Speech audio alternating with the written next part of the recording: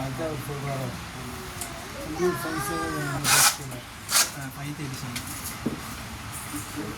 இந்த காலேஜ் எனக்கு டயர் 1 அந்த காலேஜ் அங்கெல்லாம் பேஸ்மெண்ட்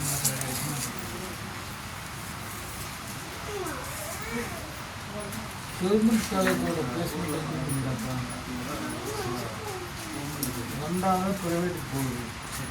ப்ரைவேட்லேயும் வந்து ஒரு குறிப்பிட்ட ஒரு கான்ஃபர் எடுத்தீங்கன்னா ஒரு குறிப்பிட்ட ஒரு 3-4 காலேஜுக்கு அது வேகம் இருக்குது. புரியுதா? ஒரு 3 காலேஜுக்கு எனக்கு தெரிஞ்சிருக்கு.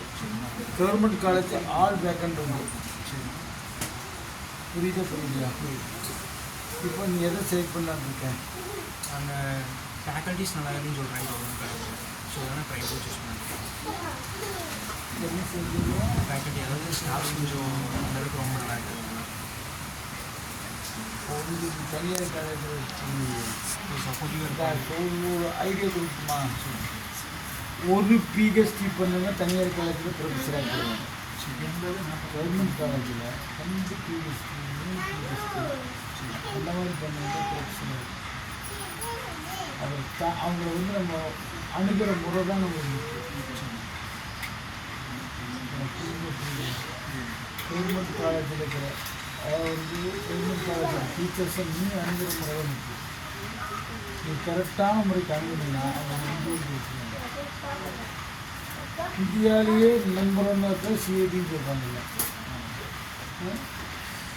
சிஐடிங்கிறாங்க. அப்புறம் என்னது சென்னையில் என்னது என்னது ஐஐடி மெட்ராஸ் இந்த மாதிரி தான் சொல்கிறாங்கல்ல. அதெல்லாம் கவர்மெண்ட் பண்ணணும். நீங்கள் கவர்மெண்ட் எய்டு ப்ரைவேட் எடுத்து நடக்கிறதுங்க கொஞ்சம் கவர்மெண்ட் எங்கே சிஐடி விட்டுரு, தையல் பண்ணி கவர்மெண்ட்டை தான் இல்லை சிஐடி விட்டுரு, ஐஐடி அந்த ஃபுல்லாக கவர்மெண்ட் தான். அந்த மாதிரி தமிழ்நாடு எத்தனை இருக்குது? தமிழ்நாடு எத்தனை இருக்குது? கவர்மெண்ட் காலேஜ் தனியாக இருக்குன்னா இப்போ கவர்மெண்ட் எய்டு மிக்ஸுக்கான கொலாபரேஷன் நிறைய இருக்குல்ல. அது வேண்டாம் அதிக வேக்கண்ட். டீச்சர்ஸ் நல்ல பக்காவான டீச்சர்ஸ் அதில் இருக்காங்க. அதில் படித்தவங்க தான் எவ்வளோதான் வெளியில் படித்தாலும் அதில் படித்தவங்களுக்கு ஒரு முன்னுரிமை வெளியில் கிடைக்கிறது. அதாவது இந்த மாதிரி நினைக்கிறாங்கன்னா அந்த காலேஜில் படித்தா நல்லா இருக்குது, இந்த காலேஜில் படித்தா இருக்குன்னு நான் நினைக்கிறாங்க. ஆனால் அப்படி இல்லை. அவங்க சூஸ் பண்ணுறவங்க அந்த வேக்கண்ட் சூஸ் பண்ண முடியல. அதை எதிர்பார்த்து அதாவது உங்களோட திறமை மட்டும் தான் பார்க்குறேன்.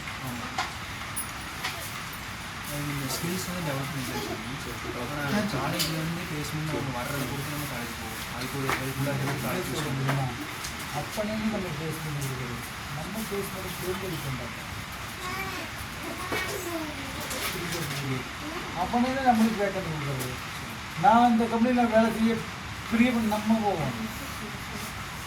அவுட்கம்ஸ் ஆமாம், ஃப்ரீயாக எனக்கு வேலை கொடுக்குறது. உங்கள் கம்பெனி நான் வந்து வேலை செய்யண்டா.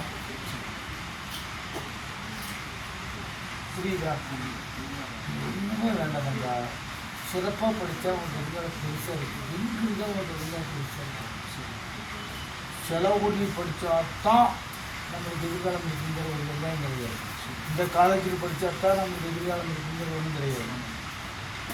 எங்கே படித்தாலும் உங்களுடைய திறமைக்கு அங்கீகாரம் உண்டு.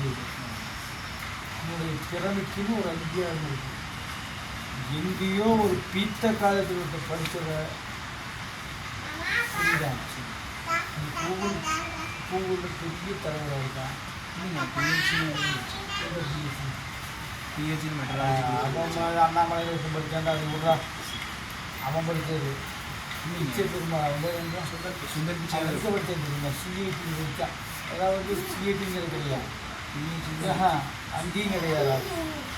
என்னடா காலேஜ் இருக்கான்னு சென்னையில் அதில் படித்தாண்டா. கவர்மெண்ட் காலேஜ் தானே. ஐஐடியில் படிச்சுட்டு 2 வருஷம் வெளியில் படித்தான். புரியுதா? ஐஐடியில் படித்தான்.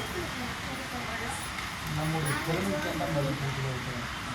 நம்முடைய திறமையை தேர்ந்தெடுக்கிறோம். உனக்கு என்ன வரும்னு நீ முடிவு எடுக்கிறோம். எவனையும் நம்பி நம்ம பிழைக்கூடாது. நம்மளை நம்பி தான் அர்த்தம் பிழைக்கணும். நல்லா புரிதல் இல்லையா? உன்னை நம்பி நீ வந்து குறிப்பிட்ட நாள் ஆகும்போது அப்பாவை நம்பி இருக்கக்கூடாது. புரியுதா? நீ என்ன நம்பி இருக்கக்கூடாது, இவனை நம்பி இருக்கக்கூடாது. உனக்குன்னு ஒரு திறமையை வளர்த்துக்கணும். அதை நோக்கி தான் நீ போகணும். புரியுதா? யார் சப்போர்ட் நமக்கு தேவையில்லை. யாருமே இல்லாட்டி நம்ம தனியாக ஒரு மிஷினரி ஸ்கூல் வரத போய் தந்து நம்ம இப்படி பார்த்துக்கணும்.